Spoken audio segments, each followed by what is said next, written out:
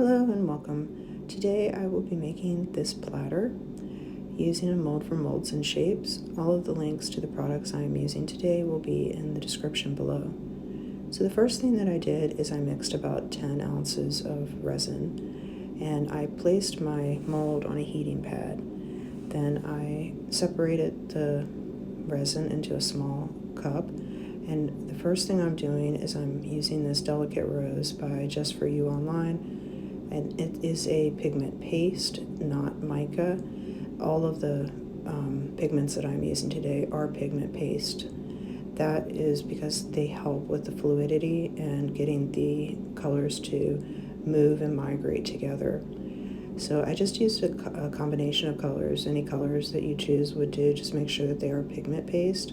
But the second color here is cherry. And you can see I'm using a very small amount, so just moving it around in the jar that the paste is in, and then scraping off the majority of the actual pigment back into the jar. And I am also using this mango, and then I will be using the Epidex white. Again, very little amount. On the yellow, I did add a little extra just because it is a light color, and I wanted to make sure that it did have an opportunity to possibly be seen through the other darker pigments. And once you have all of the pigment paste mixed into your resin, then you want to pour the clear resin around the edge of the mold, just the edge to start. Once you have the edge with the resin on it, then you'll start adding your pigment paste that you've made.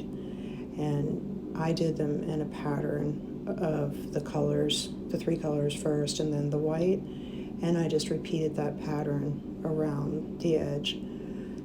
You'll actually start to see pretty quickly the colors starting to have that movement, and you just kind of continue adding the colors. Then once you have at least one or two layers of your colors around the edge, you want to back pour the clear into the middle. And then I opted to use some gold foil in the middle. I was hoping this time I would actually be able to get it centered properly, and spoiler alert, it did. So I was very happy and pleased with that. But you could add any type of embellishment to the middle. It doesn't have to be gold foil. You could use some broken glass or mica shells or something of that nature, whatever you would like, or nothing at all. Once I finished with the gold foil and finished all of the pigment around the edges, I did go ahead and still use a heat gun a little. Although it's sitting on a heat pad, it does help to make the colors move and integrate better.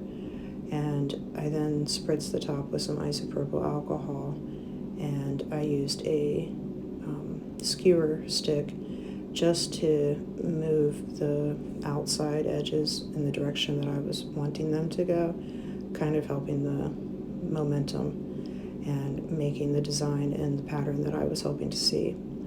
And after I did that, I spritzed it one more time with some isopropyl alcohol just to make sure that there were no bubbles, and allowed the piece to cure per the manufacturer's instructions. And here's an up-close view so you can actually see it's already starting to move. It's very interesting. But once I had allowed the piece to sit and cure, I then was able to demold, and I was complete.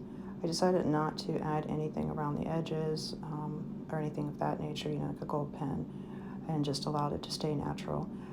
Because I did have it on the heat pad, it did harden completely. I was kind of hoping to make this into a ball, but I got to it too late. So maybe another video in the future. But I hope you enjoyed the video. Please don't forget to like, subscribe, share, and press the bell to be alerted to future videos. And here's a look at the final product.